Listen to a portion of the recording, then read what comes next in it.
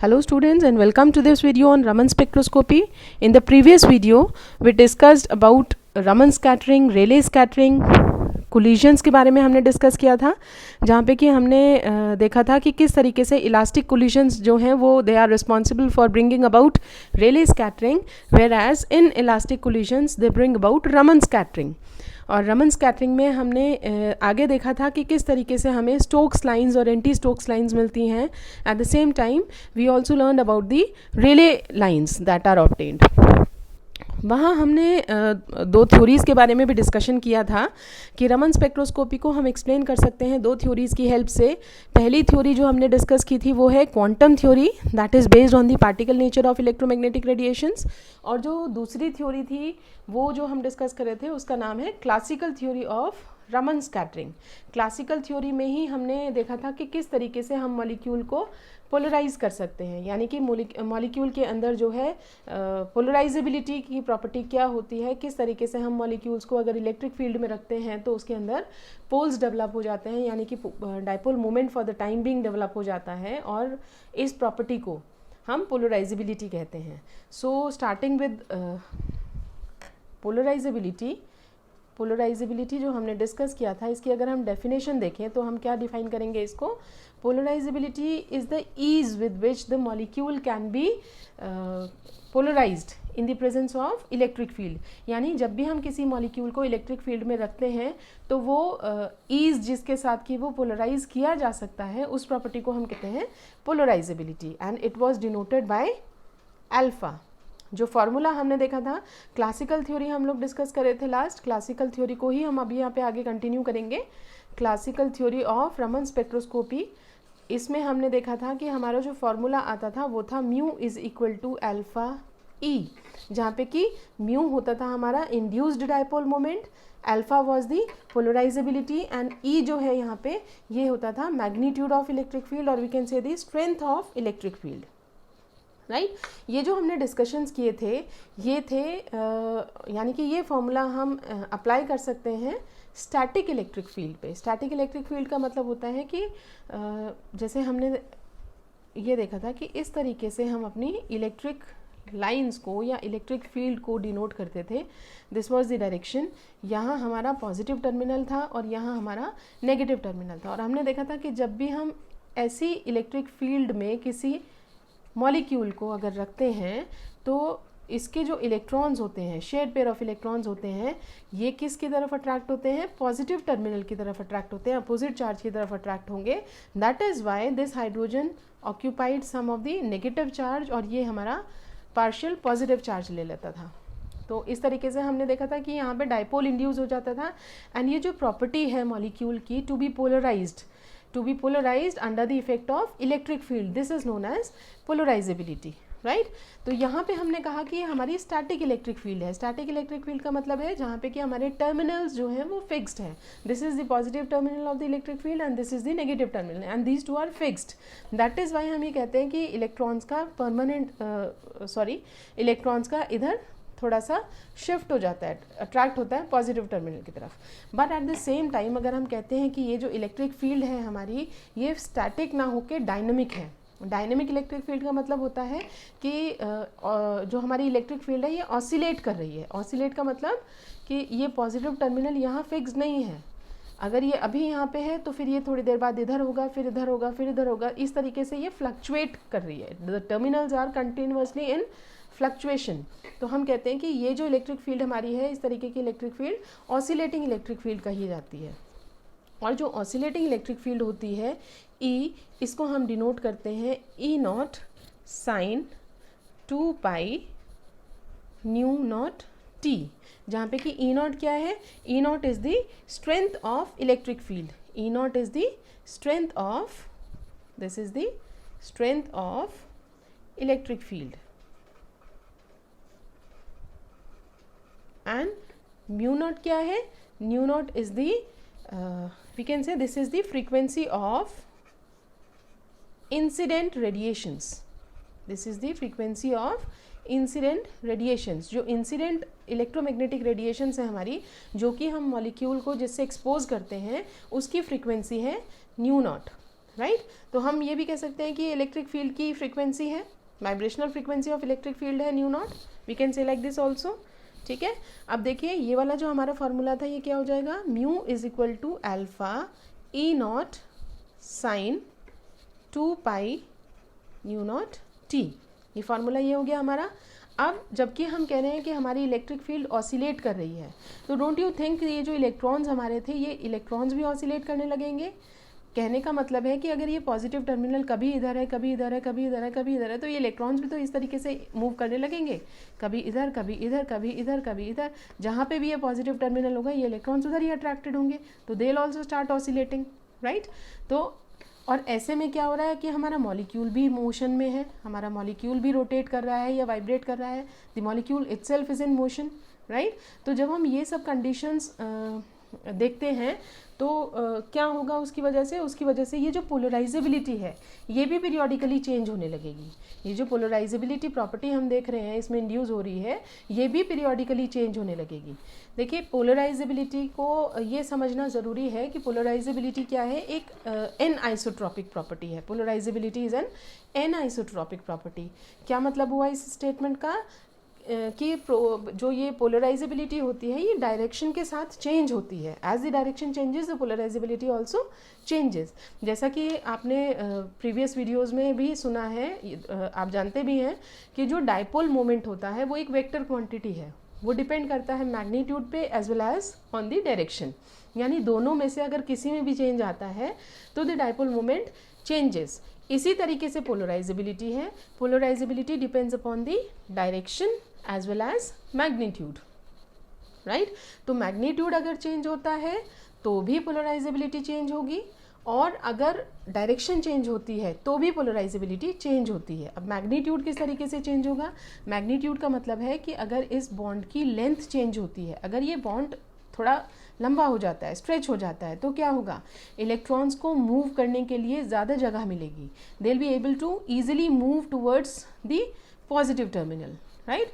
जैसे ही अगर ये बॉन्ड की लेंथ ज़्यादा होती है तो क्या होगा, ये इलेक्ट्रॉन्स लूजली बाउंड हो जाएंगे, ठीक है, ये इलेक्ट्रॉन्स लूजली बाउंड हो जाएंगे, और लूजली बाउंड हो जाएंगे तो क्या होगा, they will be easy, it will be easy for them to move.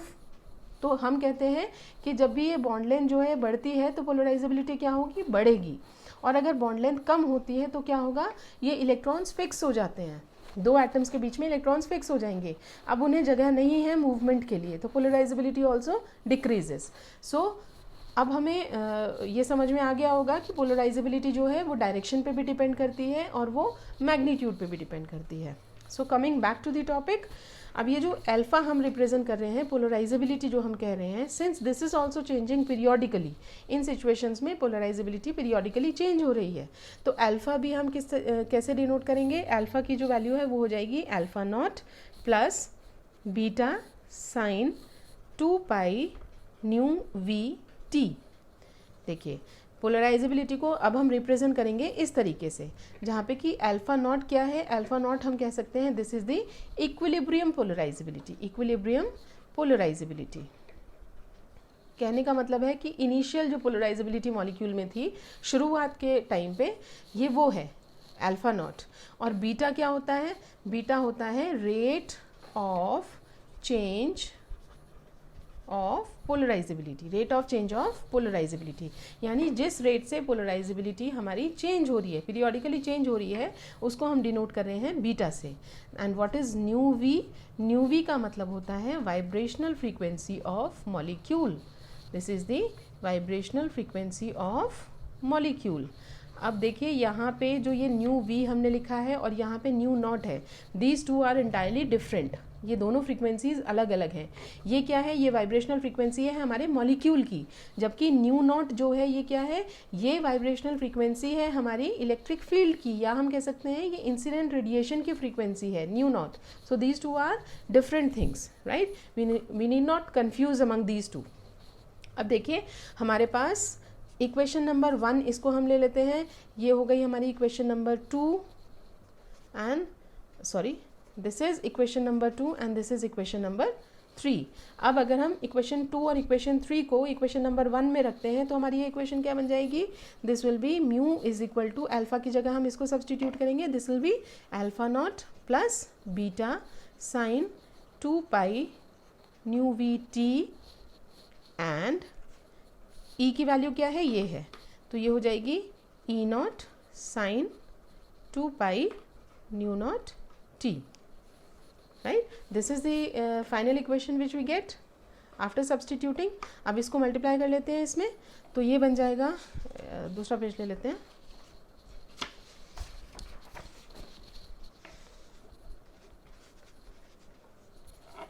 This will be mu is equal to, multiply करेंगे, so it is alpha not E not sine 2 pi mu not T, ये multiply करके ये हो गया, then plus E nought beta sine 2 pi nu not t into sine 2 pi nu we t, right. ये हमने दोनों factors के साथ में इसकी मल्टीप्लिकेशन कर ली है, तो ये फाइनली हमारी इक्वेशन बन गई। अब देखिए, आपने एक मैथमेटिकल रिलेशन पढ़ा होगा जो कि बताता है ये जो हमारा सॉरी उससे पहले एक चीज़ करते हैं, उससे पहले अगर हम इस ई नॉट को 2 से डिवाइड कर लें और यहाँ पे 2 से मल्टीप्लाई कर लें तो there will be no change, यानी कि वो वही बात है, अगर डिनोमिनेटर में हम 2 ले रहे हैं और ऊपर मल्टीप्लिकेशन में 2 ले रहे हैं तो 2 से 2 कट जाएगा, it will not make any difference.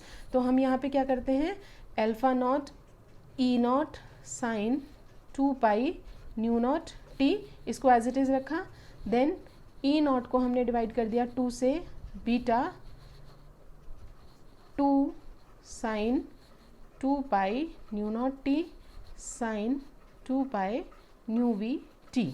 तो यहाँ पे हमने ई नॉट को 2 से डिवाइड किया है और यहाँ मल्टीप्लिकेशन में 2 ले लिया है, तो 2 से 2 कट सकता है, this is one of the same thing.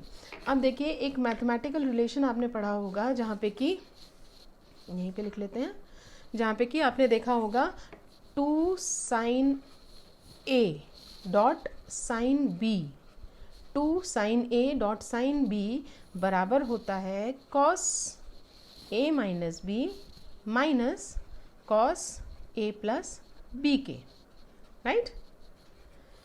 ये रिलेशन आपको पता है, ये मैथमेटिकल रिलेशनशिप है। तो देखिए, ये जो 2 साइन ए साइन बी है, इसको हम 2 साइन, इसको ए मान लेते हैं और इसको साइन बी मान लेते हैं, ठीक है। 2 साइन ए ये हो गया और साइन बी हमारा ये हो गया, तो इसको हम इस फॉर्म में रिप्रेजेंट कर सकते हैं, let us do it. Alpha not E not sine 2 pi nu not T, ये तो एज इट इज़ रहेगा, and E naught by 2 beta 2 sine A sine B की जगह हमें ये रखना है, यानी कि इस पूरे फैक्टर की जगह क्या हो जाएगा, हमारा ये चीज़ आएगी, ठीक है। तो ये क्या बन जाएगा, cos A minus B, cos A minus B में क्या बनेगा हमारा, ये बन जाएगा cos 2 pi mu naught minus mu T multiplied by T minus cos 2 pi, this is mu naught plus mu t and t, ठीक है। ये देखिए, इसको हम यहाँ ब्रैकेट में ले लेते हैं, राइट। यहाँ पे देखिए, इसको हमने इसकी टर्म्स में कन्वर्ट कर लिया, तो ये बन गया हमारा cos 2 pi mu naught minus mu T T minus cos 2 pi mu naught plus mu T T, ठीक है। ये हमारी इक्वेशन बन गई। अब इसको फाइनली हम इससे मल्टीप्लाई कर लेते हैं, तो हमारी इक्वेशन क्या बन जाएगी, alpha not E not sine 2 pi mu not T plus E naught upon 2 beta cos 2 pi mu naught minus mu T T minus, this will be again in multiplication, E naught upon 2 beta cos 2 pi mu naught plus mu T into T, ये हमारी equation बन गई, ठीक है। ये bracket हटा देते हैं, दिस इज़ द इक्वेशन। ये म्यू के बराबर है, ठीक है। अब देखिए यहाँ पे हमारा एक फैक्टर तो ये हो गया, दूसरा हम मानते हैं ये हो गया, और थर्ड फैक्टर हमारा ये हो गया। अब ज़रा सोच के देखिए, जब हमने शुरू में बात की थी कि अगर किसी भी मॉलिक्यूल के ऊपर हम इलेक्ट्रोमैग्नेटिक रेडिएशंस डालते हैं, रमन स्कैटरिंग का प्रोसेस अगर हम देखना चाहते हैं, तो जब भी कोई मॉलिक्यूल फोटोन उसको हिट करेगा तो क्या होता है, हमें 3 तरीके के प्रोसेस देखने को मिल सकते हैं। एक, जबकि हमारी स्कैटर्ड रेडिएशंस जो हैं उनकी फ्रीक्वेंसी में कोई चेंज नहीं आया, यानी कि अगर हम कहते हैं ये न्यू नॉट है तो ये भी न्यू नॉट ही है, उसके बराबर ही है।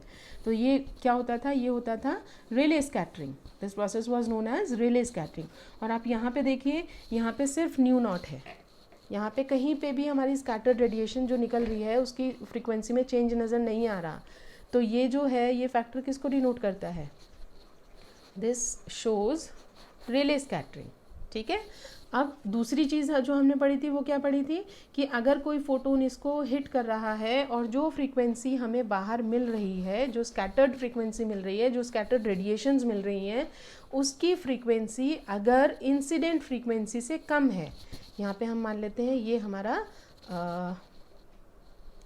म्यू वी है, ठीक है।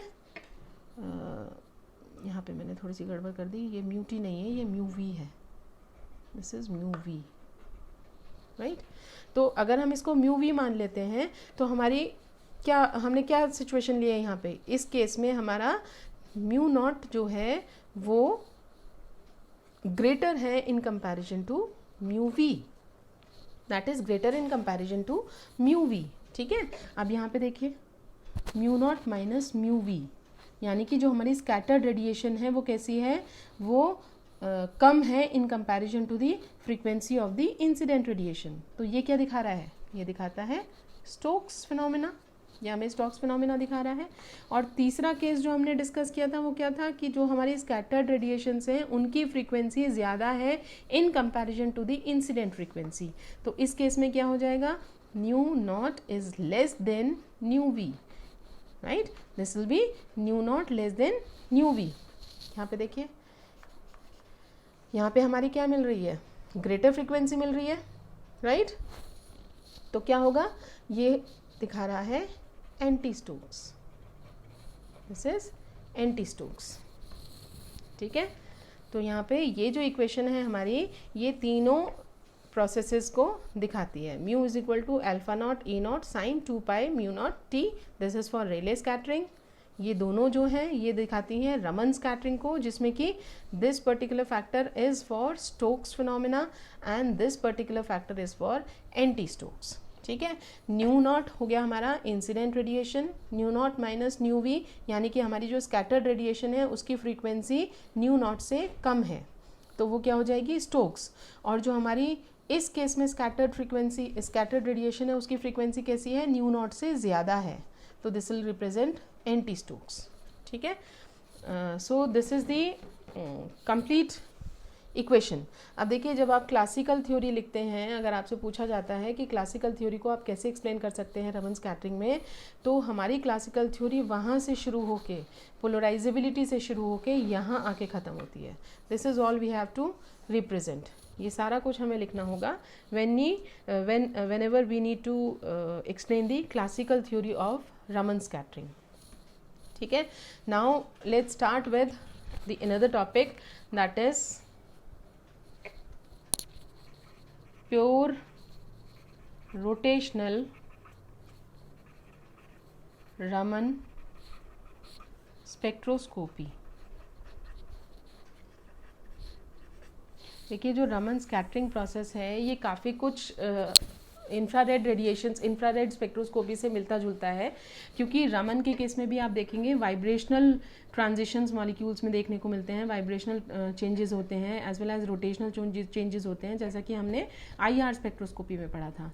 तो दोनों प्रोसेस काफ़ी कुछ सिमिलर हैं, बस इतना डिफरेंस है कि आईआर स्पेक्ट्रोस्कोपी जो है वो एक एब्जॉर्प्शन पैटर्न पे बेस्ड है, एब्जॉर्प्शन प्रोसेस पे बेस्ड है, जबकि रमन स्पेक्ट्रोस्कोपी जो है वो स्कैटरिंग पे बेस्ड है।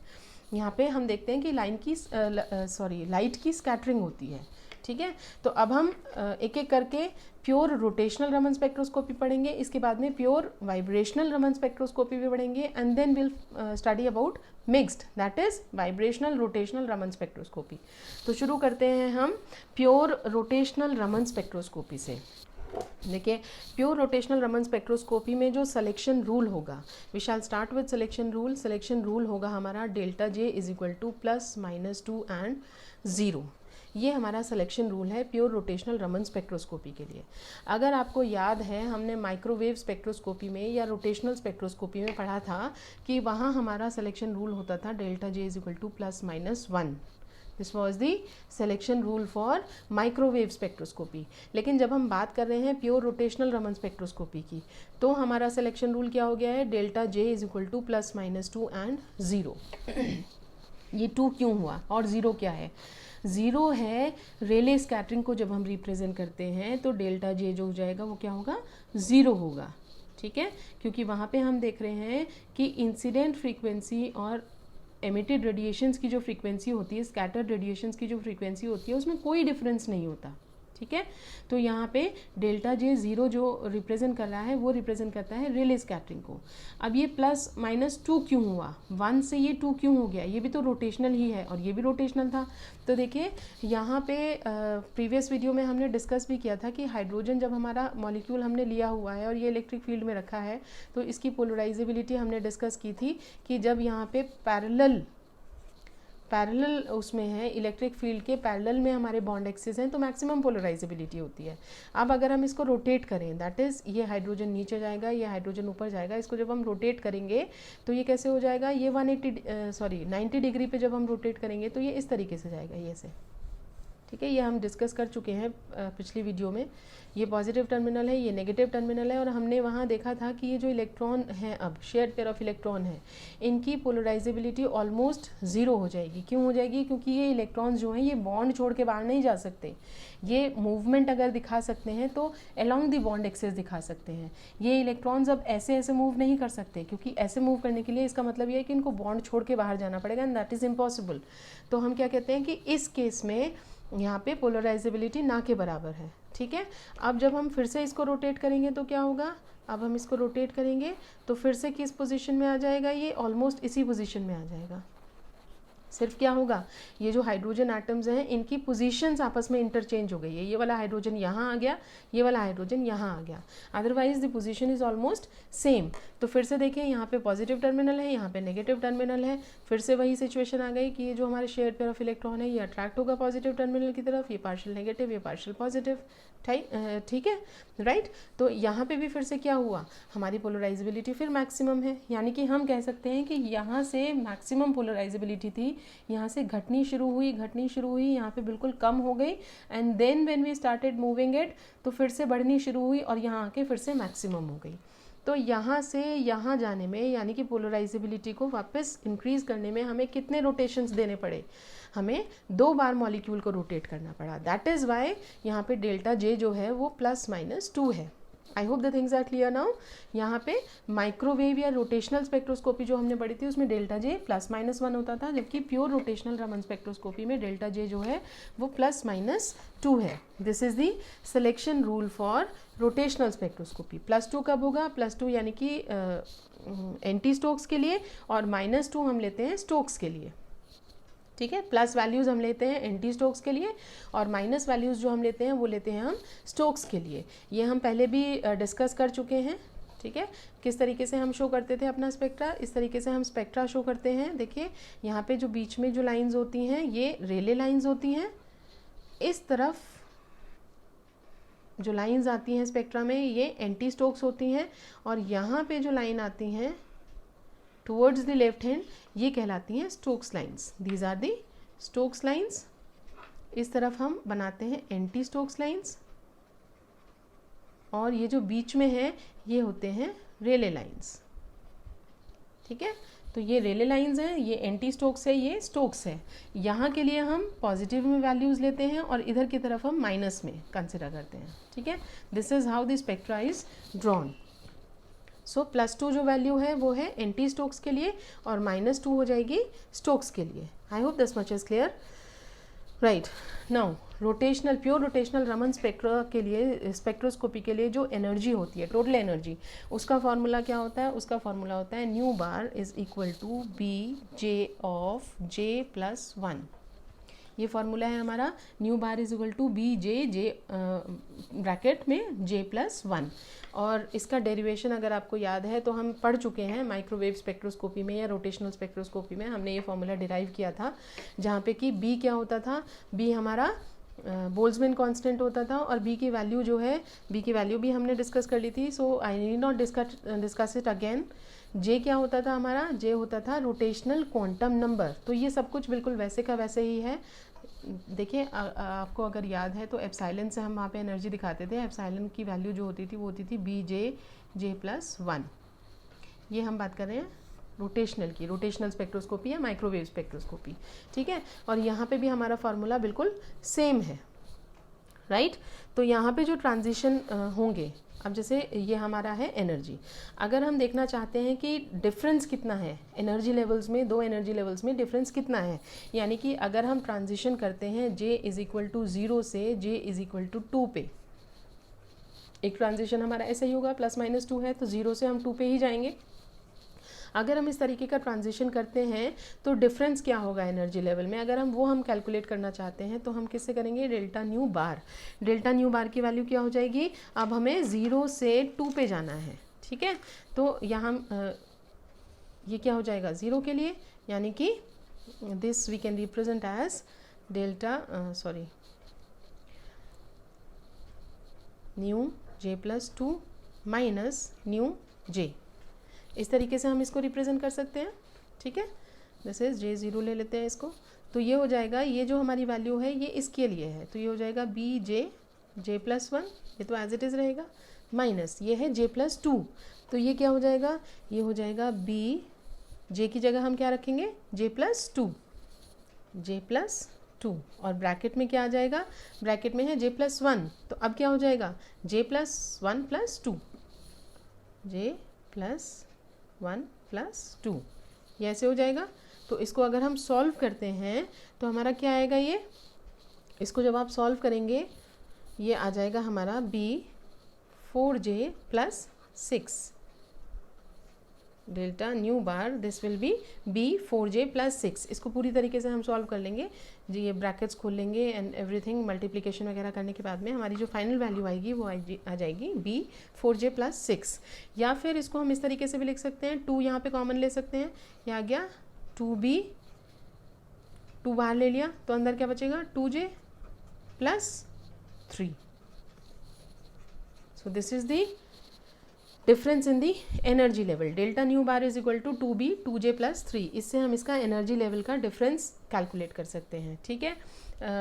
हमें बस इतना ध्यान रखना है, न्यूमेरिकल्स में जब हम करेंगे इसको तो j जो है वो हमेशा लोअर वाला रखना है, लोअर वैल्यू रखनी है। जैसे suppose if I say we are moving from second energy level to the 4th energy level, तो j की वैल्यू क्या होगी? 2, छोटे वाली वैल्यू रखनी है हमेशा, ठीक है।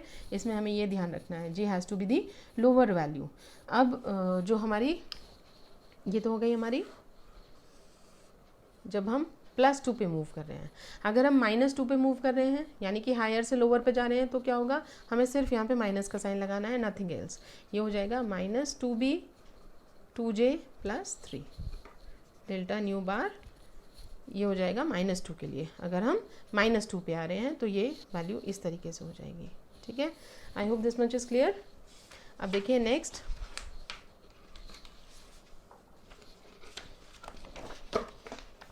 अब हम रख के देखते हैं। इस तरीके से हमने एनर्जी लेवल्स ड्रॉ कर लिए, ये हमने एनर्जी लेवल्स बना लिए। यहाँ पे हम जे की वैल्यूज़ चेंज करके देखते हैं कि उसके कॉरस्पॉन्डिंग एनर्जी पे क्या फ़र्क पड़ता है।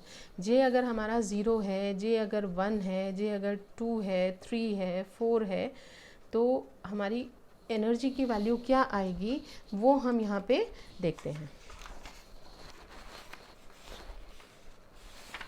देखिए यहाँ पे इस इक्वेशन में हम क्या रखे देखेंगे, जे की वैल्यूज़ सब्स्टिट्यूट करके देखेंगे, ठीक है।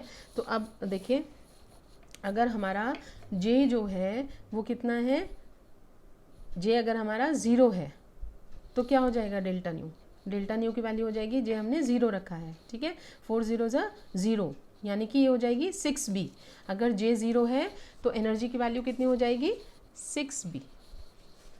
नेक्स्ट रख के देखते हैं, जे की वैल्यू अगर हम 1 रखते हैं तो क्या होगा, 4 1 4 एंड प्लस 6 10, तो ये हो जाएगी 10b, यानी कि जे की वैल्यू अगर 1 है तो कॉरस्पॉन्डिंग एनर्जी हो गई हमारी 10b। जे की वैल्यू 2 रख के देखते हैं, 2 अगर हमने यहाँ रखा, 4 2 8, 8 प्लस 6, 4 2 8, 8 प्लस 6, दिस इज 14, तो ये हो गया हमारा 14b, तो दिस इज 14b। जे की वैल्यू 3 रख देंगे, 4 3 12, 12 प्लस 6 इज 18, तो दिस इज 18b। 4 रख के देखते हैं, 4 4 16, 16 प्लस 6 इज 22, तो this will be 22b। So this is how if we change the value of J, अगर हम जे की वैल्यू चेंज करते हैं तो कॉरस्पॉन्डिंग जो एनर्जी है हमारी उसकी वैल्यूज़ इस तरीके से चेंज होंगी, राइट। एंड आप यहाँ पे देख सकते हैं कि अगर हम इनमें डिफरेंस देखें, कॉन्जिक्यूटिव एनर्जी लेवल्स जो हमारे हैं इनमें अगर हम डिफरेंस देखना चाहें तो 10 - 6 is 4b, 14b - 10b will be again 4b, 18b - 14b is 4b, 22b - 18b is 4b.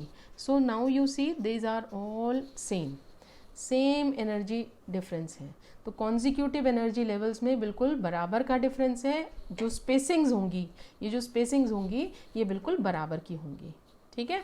और अगर हम इसको स्पेक्ट्रा की फॉर्म में दिखाना चाहते हैं तो हम किस तरीके से दिखाएंगे, देखिए ये हमारी रेले लाइन होगी बीच में, ये एक नहीं काफ़ी सारी लाइंस आती हैं, लेकिन क्योंकि सभी एक ही वैल्यूज़ पे होती हैं तो हम इस तरीके से इसको ड्रॉ करते हैं। तो पहली जो हमारी स्पेसिंग है, पहली जो लाइन है वो किस पे आ रही है, 6b पे। तो यहाँ पे अगर हम ड्रॉ करेंगे इसको, एंटी स्टोक्स को इस तरीके से ड्रॉ करेंगे, और स्टोक्स लाइन कैसी हो जाएंगी हमारी दूसरी साइड पे, ये हमारी लाइंस हैं स्टोक्स लाइंस, राइट। ये हमारी रेले लाइन है। तो जो पहली स्पेसिंग है वो किस पे है, 6b, दिस इज 6b, ये जो डिफरेंस है ये है हमारा 6b। दूसरा कितना है, 10b, यानी कि यहाँ से रेले लाइन से जो ये डिस्टेंस है दिस इज 10b, जो हमारी एनर्जी स्पेसिंग है दिस इज 10b। नेक्स्ट हो जाएगा हमारा यहाँ पे ये, दिस इज 14b, और ये जो डिफरेंस आप देख रहे हैं 6b और 10b, ये डिफरेंस जो है अगर हम सिर्फ ये लेते हैं तो ये कितना है 4b, ये कितना है 4b, ये again this is 4b। This is how the levels are equally spaced, बिल्कुल बराबर की स्पेसिंग है। सिर्फ जो पहले वाली लाइन हमें मिलती है, the line very next to the Rayleigh, Rayleigh से इधर की साइड जो हमें पहली एंटी स्टोक लाइन मिल रही है, या रेले से इधर सबसे पहली जो स्टोक्स लाइन मिल रही है, वहाँ पे जो हमारा गैप है वो 6b का है। इधर हो जाएगा -6b, right, this will B -10b, लेकिन डिफरेंस कितना आएगा, अगेन 4b, ये डिफरेंस है 4b, ये डिफरेंस है 4b। So these are the Stokes lines, these are the Stokes lines, and these are the anti-Stokes lines, ये हमारी एंटी स्टोक्स लाइंस हैं। और ये क्या है, ये है Rayleigh line, this is the Rayleigh line, ठीक है, जहाँ पे कि हमारी फ्रीक्वेंसी जो है न्यू कितनी है, न्यू हमारी 0 है। यहाँ हम कहते हैं कि कोई भी चेंज नहीं आ रहा है, स्कैटर्ड फ्रीक्वेंसी में और इंसिडेंट फ्रीक्वेंसी में कोई चेंज नहीं है, तो वहाँ पे हमारे पास रेले लाइन है। एंड एक चीज़ और देखिए, यहाँ पे ये जो है रेले लाइन जो है इसको कहा जाता है Q branch, this is known as Q branch. Anti Stokes जो है इसको कहा जाता है एस ब्रांच, और ये जो हमारी स्टोक्स लाइन्स हैं इसको कहा जाता है O branch, these are known as O branch. तो ये 3 ब्रांचेस हैं हमारे पास, O branch, Q branch and S branch. This is how the spectra is shown. यहाँ पे जो है इस एक्सिस पे होती है इंटेंसिटी, ये इंटेंसिटी के लिए है, और ये जो है ये वाला एक्सिस ये दिखाता है फ्रीक्वेंसी को, right, this is the frequency. So this is how the spectra.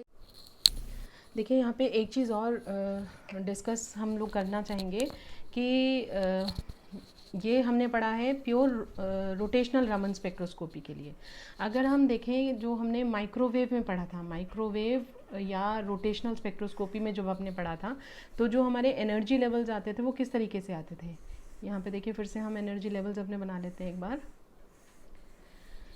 जे की वैल्यू अगर हमारी 0 होती थी तो कॉरस्पॉन्डिंग एनर्जी की वैल्यू क्या होती थी, ये हम कौन से फॉर्मूले से निकालते थे, ये हम निकालते थे E energy is equal to B J plus 1, इससे हम निकालते थे। तो अगर हम यहाँ पे जे की वैल्यू 0 रख लेते हैं तो एनर्जी कितनी हो जाएगी, जे इज़ 0, तो ये कितना हो जाएगा, एनर्जी विल ऑल्सो बी 0। अगर हम जे की वैल्यू 1 रखते हैं, अगर हमने यहाँ 1 की वैल्यू रखी तो फिर क्या होगा, 1 + 1 इज़ 2, 2 1 ज़ा 2 एंड बी यानी कि 2b। अगर हम जे की वैल्यू 2 रखते हैं तो फिर हमारा क्या आएगा, एनर्जी लेवल क्या आएगा, this will B 4b।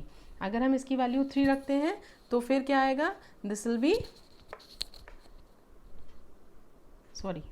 6b, ये हमारा 6b आएगा। अगर हम जे की वैल्यू 3 रखते हैं तो 3 + 1 4, 4 3 ज़ा 12, 12b।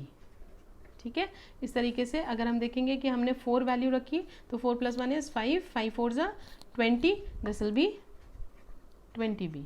तो इस तरीके से आप देख रहे हैं यहाँ पे जो एनर्जी लेवल्स हैं वो किस तरीके से आ रहे हैं, और इनके कॉन्जिक्यूटिव एनर्जी लेवल्स में अगर आप डिफरेंस देखना चाहें तो फिर 0 से 2b क्या डिफरेंस आएगा, दिस विल बी 2b, पहला जो डिफरेंस है। दूसरा है 6b और 2b, 6b में से 2b माइनस करेंगे तो क्या आया, 4b। देन 12b है, 12b में से 6b को माइनस करेंगे तो क्या डिफरेंस आएगा, 6b। 20b में से अगर हम 12b को माइनस करेंगे तो क्या आएगा, 12b। So this is how the energy difference between the two consecutive energy levels keeps on increasing. ये देखिए ये इंक्रीजिंग ट्रेंड पे है, कांस्टेंट नहीं है, ये बढ़ता चला जा रहा है।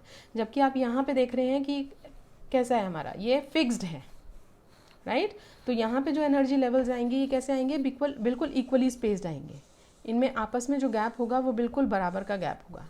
लेकिन जब हम ये माइक्रोवेव के लिए बनाते हैं या रोटेशनल स्पेक्ट्रोस्कोपी के लिए बनाते हैं तो हम एनर्जी लेवल्स किस तरीके से दिखाते हैं, ये इस तरीके से दिखाते हैं।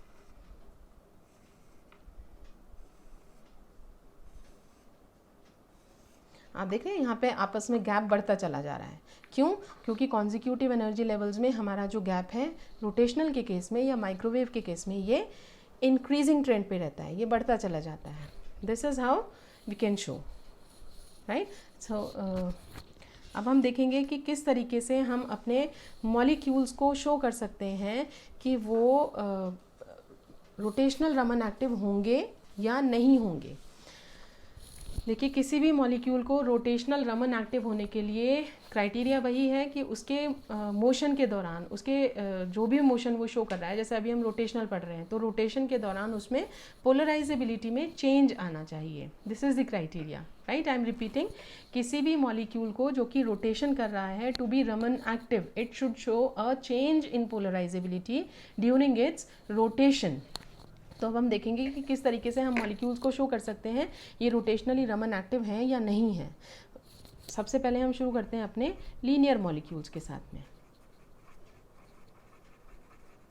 अगर हम लीनियर मॉलिक्यूल्स को लेते हैं तो लीनियर मॉलिक्यूल्स को तो हम पहले भी डिस्कस कर चुके हैं, जैसे कि हमने हाइड्रोजन को लिया था। हाइड्रोजन हमने यहाँ पे लिया, again we are keeping this molecule in the electric field, इस तरीके से हमने इसको इलेक्ट्रिक फील्ड में रखा। ये हमारा पॉजिटिव टर्मिनल है, ये हमारा नेगेटिव टर्मिनल है, और इस केस में क्या होगा, इस केस में इसकी पोलराइजेबिलिटी मैक्सिमम होगी। क्यों होगी मैक्सिमम, क्योंकि ये पैरेलल है, इलेक्ट्रिक फील्ड के पैरेलल है, और जैसा कि मैंने आपको बताया इलेक्ट्रॉन्स जो हैं ये बॉन्ड एक्सिस में मूव कर सकते हैं। So it has enough space to move in the bond axis, इसके पास काफ़ी स्पेस है, इसकी वजह से ये मैक्सिमम पोलराइजेबिलिटी पे जा सकता है। फिर अगर हम इसको रोटेट करेंगे तो इसकी पोजीशन कैसी हो जाएगी, ये इस तरीके से हो जाएगा, ठीक है। इलेक्ट्रिक फील्ड हमारी बिल्कुल उसी तरीके से है जैसे पहले थी। अब जैसे कि हम पहले भी डिस्कस कर चुके हैं, यहाँ पे पोलराइजेबिलिटी कैसी होगी, बिल्कुल नेग्लिजिबल होगी, क्योंकि इलेक्ट्रॉन्स जो हैं they are not able to move नहीं कर पा रहे हैं। तो क्या होगा, सेंटर में स्पेस्ड हैं दोनों के, बिल्कुल बीच में। इसका मतलब पार्शियल नेगेटिव पार्शियल पॉजिटिव नहीं हो पाएगा, यानी पोलराइजेबिलिटी नहीं हो पाएगी। तो यहाँ पे ज़ीरो पोलराइजेबिलिटी हम एक तरीके से कह सकते हैं। और फिर से जब हम इसको रोटेट करेंगे, अभी हम मॉलिक्यूल को इस तरीके से रोटेट कर रहे हैं, तो फिर से जब हम इसको रोटेट करेंगे तो क्या होगा, फिर से ये उसी पोजीशन पे आ जाएगा इस तरीके से। तो ये जो है ये बिल्कुल एग्जैक्टली यही है यानी कि यहाँ पे भी कैसा होगा, ये फिर से मैक्सिमम पोलराइजेबिलिटी पे है। Again when it will B rotated, फिर से रोटेट करते हैं तो इस तरीके से बनेगा, और फिर रोटेट करेंगे तो ये अपनी बिल्कुल इनिशियल पोजीशन पे आ जाएगा, राइट। तो यहाँ पे हम देख रहे हैं कि during the rotation there is a continuous change in polarisability. Rotation के दौरान इसमें कंटिन्यूअसली पोलराइजेबिलिटी में चेंज होता रहता है, ठीक है। तो ये लीनियर मॉलिक्यूल्स कैसे होंगे, ये एक्टिव होंगे, रमन एक्टिव होंगे, ठीक है। ये हमारे हैं लीनियर मॉलिक्यूल्स। अब हम बात करते हैं asymmetric top molecules. Asymmetric top molecules के बारे में अगर हम बात करें, जैसे कि हमारा वाटर मॉलिक्यूल है एग्जाम्पल, देखिए ये वाटर मॉलिक्यूल हमारा एग्जाम्पल ले लिया हमने। इसको अगर हम इस तरीके से इलेक्ट्रिक फील्ड में रखते हैं तो क्या होगा, यहाँ पे इलेक्ट्रॉन्स कहाँ हैं, ऑक्सीजन और हाइड्रोजन के जो इलेक्ट्रॉन्स हैं, अगर वो इस तरीके से स्पेस्ड हैं तो इलेक्ट्रिक फील्ड में जब हम रखेंगे तो these are almost perpendicular to the electric field, तो ये इलेक्ट्रॉन्स का पोलराइजेशन नहीं हो पाएगा, यानी कि मूवमेंट नहीं हो पाएगी, ठीक है। इसकी पोलराइजेबिलिटी में अगर हम कहते भी हैं कि ऑक्सीजन जो है वो हाईली इलेक्ट्रोनेगेटिव है, तो ये इलेक्ट्रॉन्स को अपनी तरफ खींचेगा, तो भी इसमें चेंज नहीं हो पाएगा, यानी कि हमें देखने को मिलेगा कि मिनिमम पोलराइजेबिलिटी। अब अगर हम इसको रोटेट करेंगे तो अभी कैसे होगा, ये अभी इस तरीके से है, ऐसे है, ठीक है। जब हम इसको रोटेट करेंगे तो कैसे होगा, अब ये इस तरीके से आ जाएगा, ठीक है। अगर हम इसको रोटेट करते हैं तो या तो ये ऐसे रोटेट करेगा या फिर ऐसे, क्लॉकवाइज या एंटी क्लॉकवाइज, जैसे भी आप करना चाहें। तो अगर ये within the plane of paper अभी है ये, तो ये वाला हाइड्रोजन कैसे हो जाएगा, ये आउट ऑफ द पेपर आ जाएगा, और ये वाला जो हाइड्रोजन है ये बिलो द पेपर चला जाएगा। तो इसको हम कुछ इस तरीके से रिप्रेजेंट कर सकते हैं।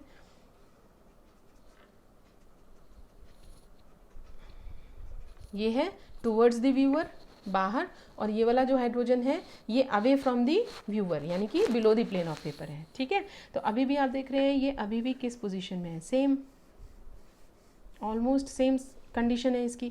फिर से जब हम रोटेट करेंगे तो क्या होगा, ये अगेन इसी बैक इसी तरीके से आ जाएगा। बस ये होगा कि अगर ये हाइड्रोजन 1 है, ये 2 है, तो फिर ये क्या हुआ, ये 1 है, ये 2 है। फिर जब हम इसको रोटेट करेंगे तो क्या होगा, ये हाइड्रोजन इधर आ जाएगा और ये हाइड्रोजन इधर चला जाएगा, ठीक है। सिर्फ हाइड्रोजन की जो पोजीशंस है वो इंटरचेंज हुई हैं, बट एक्चुअल सिचुएशन क्या है, इसी के जैसी है।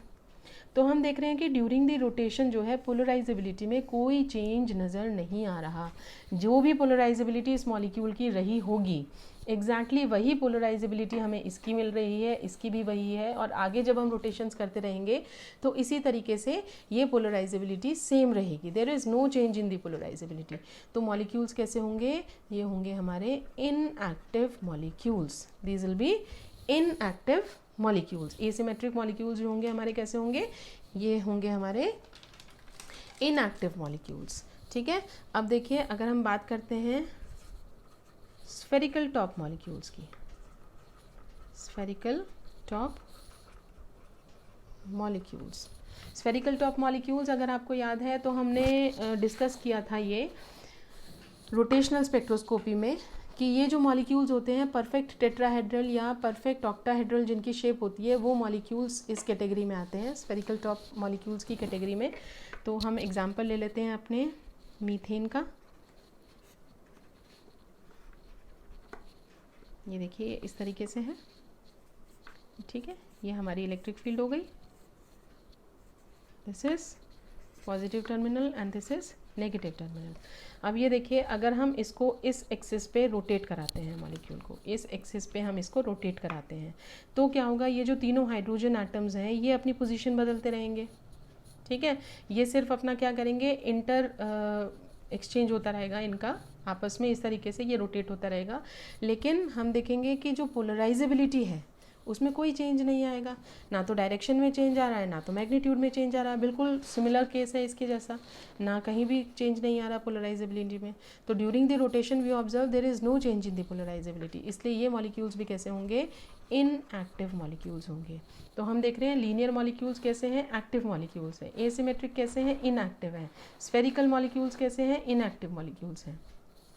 अब हम एक बार बात कर लेते हैं अपने सिमेट्रिकल मॉलिक्यूल्स की।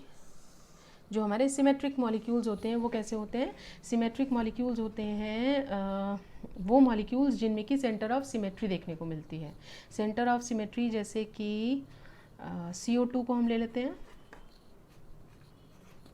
ये हम बात कर रहे हैं सिमेट्रिक मॉलिक्यूल्स की, ठीक है। सिमेट्रिक मॉलिक्यूल्स के केस में क्या होगा, सिमेट्रिक मॉलिक्यूल्स के केस में हम देखेंगे कि ये मॉलिक्यूल्स जो होते हैं हमारे, ये रमन एक्टिव होते हैं, these molecules are Raman active. यहाँ पे हम बात कर रहे हैं रोटेशन की, ठीक है। जब हम वाइब्रेशन में जाएंगे तो हम देखेंगे कि वाइब्रेशन में इसके कुछ मोड्स एक्टिव हैं, कुछ मोड्स इनएक्टिव हैं, लेकिन जब हम रोटेशन की बात कर रहे हैं तो हम देखेंगे कि इस मॉलिक्यूल का रोटेशन होगा। रोटेशन किस तरीके से होगा, रोटेशन होगा सेंटर पे से ये मॉलिक्यूल इस तरीके से रोटेट करेगा, ठीक है। सेंटर पे से ये मॉलिक्यूल अगर इस तरीके से रोटेट करेगा तो हम देखेंगे कि हमारी जो पोलराइजेबिलिटी की डायरेक्शन है, पोलराइजेबिलिटी की जो डायरेक्शन है वो चेंज होगी, ठीक है। चेंज होने के साथ में जैसे ये मॉलिक्यूल अभी ऐसे है, फिर हम इसको ऐसे रोटेट करेंगे, फिर हम इसको ऐसे रोटेट करेंगे, तो क्या होगा, पोलराइजेबिलिटी में चेंज आएगा, डायरेक्शन के साथ में चेंज आएगा। जिस तरीके से हमने यहाँ पे लीनियर मॉलिक्यूल्स के केस में देखा था, एग्जैक्टली सेम केस हमारा यहाँ पे आएगा सिमेट्रिक में। ये देखिए, जिस तरीके से हम इसको ऐसे रोटेट कर रहे थे तो क्या होता था, पोलराइजेबिलिटी की डायरेक्शन में चेंज आता था। Due to the direction there was a change in polarisability. यहाँ पे मैक्सिमम था, यहाँ पे मिनिमम यानी कि ना के बराबर था, यहाँ पे फिर मैक्सिमम आया। तो यहाँ पे भी क्या होगा, इस केस में मैक्सिमम होगा। अगर हम इसको ऐसे रोटेट करते हैं तो अगेन परपेंडिकुलर डायरेक्शन में आ जाएगा, कोई पोलराइजेबिलिटी देखने को नहीं मिलेगी, then it will move like this.